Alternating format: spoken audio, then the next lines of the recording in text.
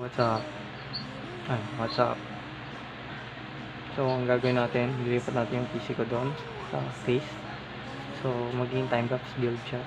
Let's go!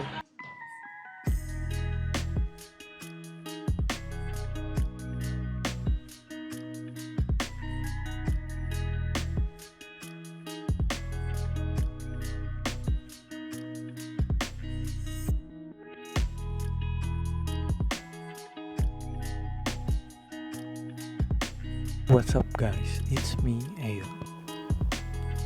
Nakikita nyo naman, nakalagay dun yung fan. Pan-demo lang. Siyempre pupupogi. Kasi ang ano dyan, tinesting ko lahat ng fan kung gagana ba sila. And ayun, gumagana naman. So kapag nagbibuild ako ng PC, ang una kong kinakabit is yung fan. Kasi mas madali sila ikabit kapag wala pang mga nakalagay sa loob. Example, pag naka-tower cooler ka, meron pilagay yung rear fan kung may nakaharang tower cooler. So, lagi mo unahin yung fan kapag kinakabit mo.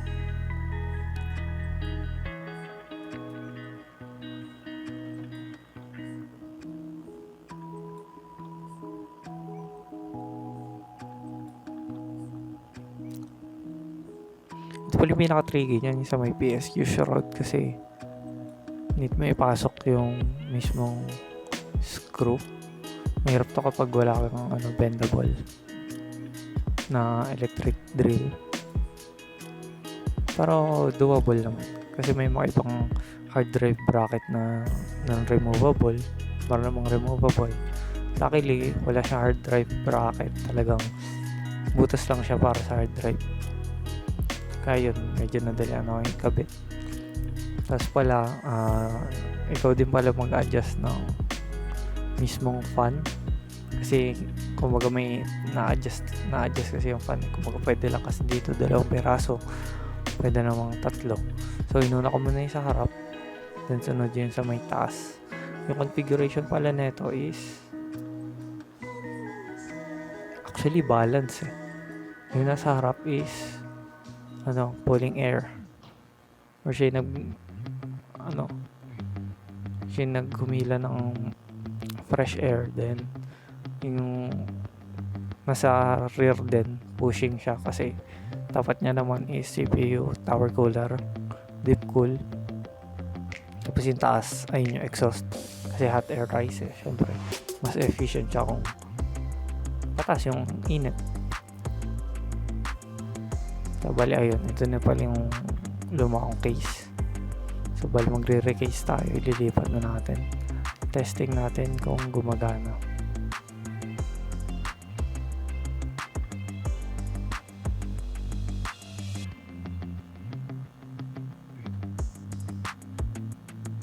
Ayun, tinatanggal ko yung mga hard drives kasi mayroon sa ganitong lumang case. Last na dapat ilalagay may hard drive kasi nakaharang siya sa lahat eh, lalo kapag may GPU ka.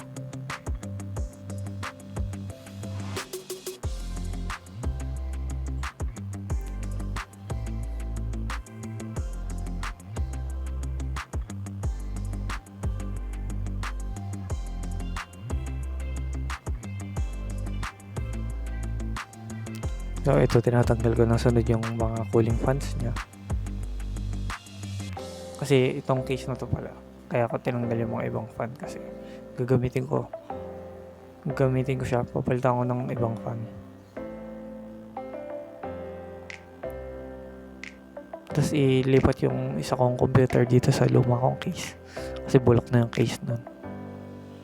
Remove motherboard, then lastly power supply.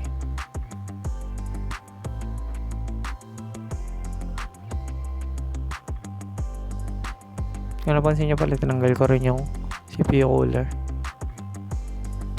kasi doon ko na rin siya lilinisan kasi medyo madumi-dumi na rin siya. Then ayun, gamit lang ng thermal paste.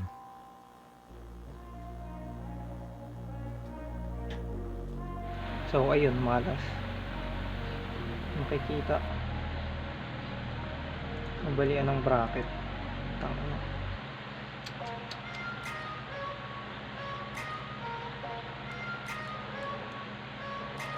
Ayun, wala pang ng paraan. Let's go. So, ayun, what's up mga N-word. So, may nagawa na ako ng solusyon dito sa bumili ako ng M4 na bolt kasi masyadong mahaba. So, bali ang mangyayari niya, dito na lang siya papalusot. Tapos, nakanot na lang itong, saan ba yun? Itong, sa CPU ko dapat nakanot.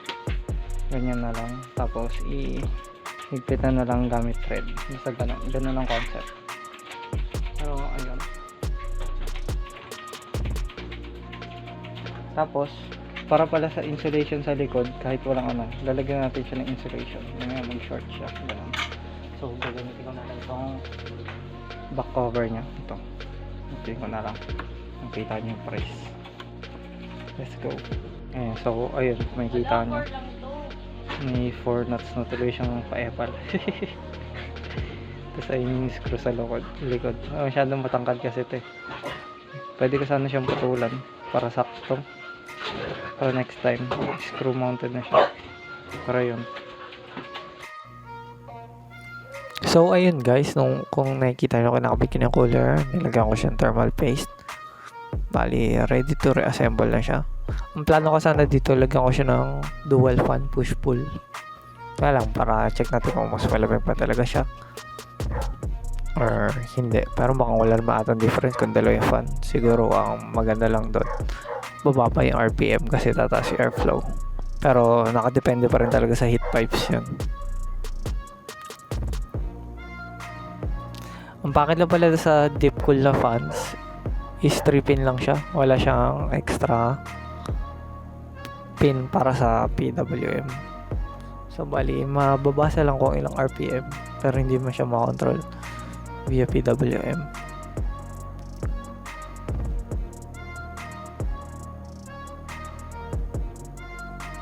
So yun, nilinis ko na yung board.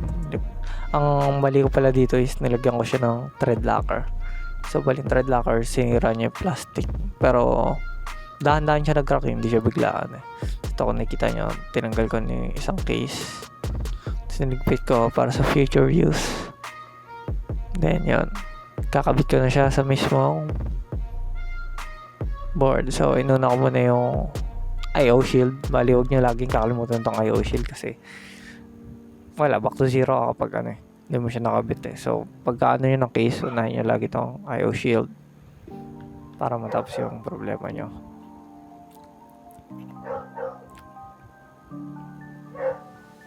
At sunod, ikabit nyo yung case gamit M3 screws.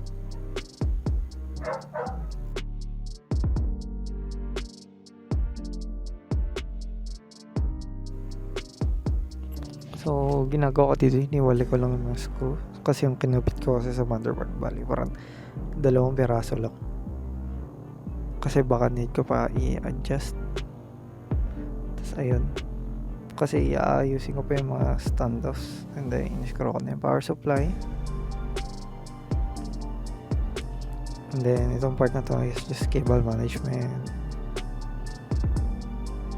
Speed run.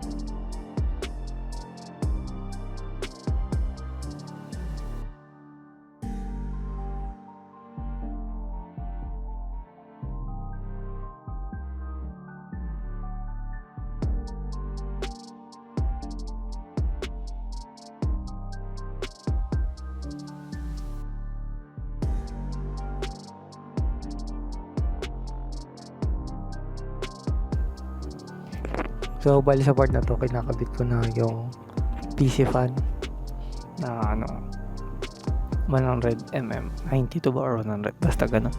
Kasi Ang nakalagay dapat dito is 120mm. Pero dahil nga 6 lang yung fan na binili ko, and walang 3-pin din yung isang rear fan sa likod, yung G-Storm. So bali, kinabit ko lang tong isa para meron lang maano sa may PC. Bali, nahirapan na butasan to. Ang tamang method pala dito is gamitin yung screw ng power supply, basta yung ganong type. Tapos ipambutas dito sa plastic kasi yung thread size nun same lang sa 30mm na screw na included sa may power supply. So bali, pag wala, hanap lang kayo sa Shopee, maglalagay lang ako ng link sa description. Yun lang.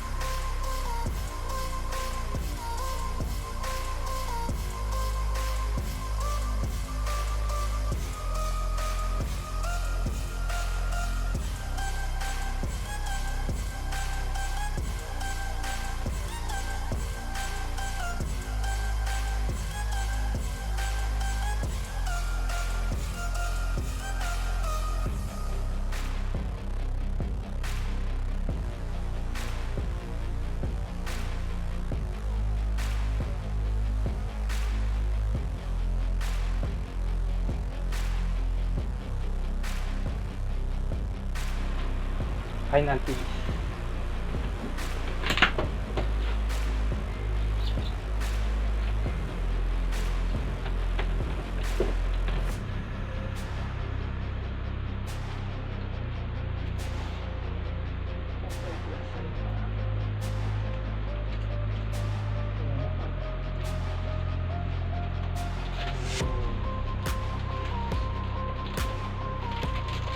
Until the starting.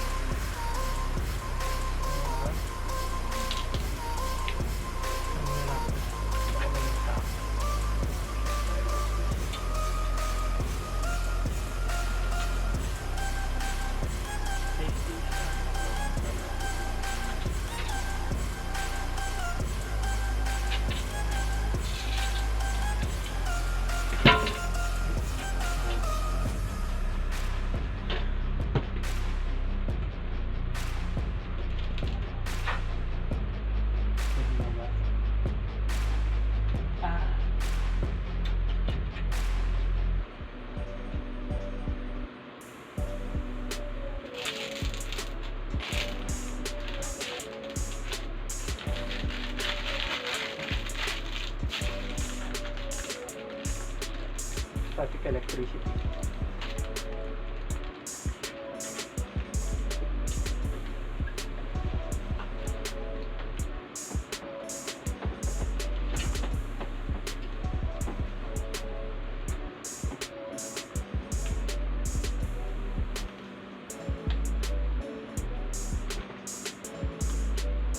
Let's go.